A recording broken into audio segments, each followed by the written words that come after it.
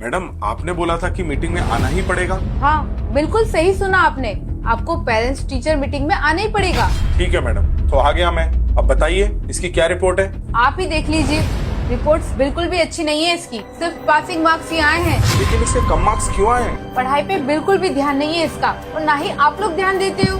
देखो मैडम, मैं और मेरी वाइफ हम दोनों वर्किंग हैं। एक्चुअली हमारे पास टाइम ही नहीं है। हम लोग ऑफिस जाते हैं, फिर घर के काम और फिर इसकी स्टडी भी। और आप अभी देख लीजिए, मेरी वाइफ ऑफिस में इतना बिजी है कि वो आ भी नहीं पाई। अगर आप वर्किंग है तो उसकी ट्यूशन लगवा दो ना, कम से कम ट्यूशन में पढ़ेगा तो उसका फ्यूचर तो सिक्योर होगा।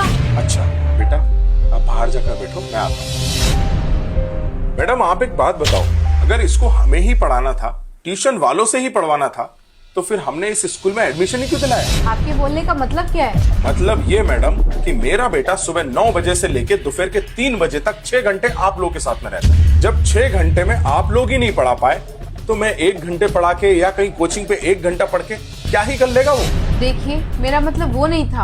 आपका क्या मतलब है हमें सब समझ में आता है। अरे आप लोगों की फीस ही इतनी ज्यादा है, लाखों रुपए हमको स्कूल में भरना पड़ते हैं। मुझे और मेरी वाइफ को इसीलिए जॉब करना पड़ता है ताकि हम फीस भर सकें। जब मैडम ड्रेस यहाँ से लेना है, फूड यहाँ से लेना है, बुक्स यहाँ से लेना है, पूरी स्टेशनरी यहाँ से लेना है, तो फिर पढ़ाई भी तो इसी स्कूल में होनी चाहिए ना। तो मैडम मेरी बात आप कान खोल के सुनो, मैं इसको किसी भी ट्यूशन क्लास में नहीं भेजने वाला और ना ही मैं मेरे बेटे को घर में प्रेशर देने वाला हूँ। तो आप लोगों की जिम्मेदारी बनती है कि मेरे बेटे को पढ़ाएं और उसके मार्क्स अच्छे आए। अगली बार हमें बुलाने से पहले ये सोच लेना कि अगर मैं यहाँ पर आया तो ये सवाल मैं आपसे पूछूंगा कि मेरे बेटे के कम मार्क्स क्यों आए।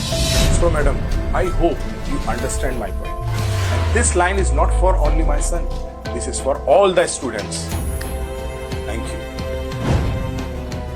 दोस्तों एक बात तो बिल्कुल सही है, आजकल के स्कूल्स का ध्यान फीस लेने में है, ना कि बच्चों को पढ़ाने में। अगर मेरी बात सही लगी है ना दोस्तों, तो कमेंट जरूर करिए और शेयर जरूर करिए।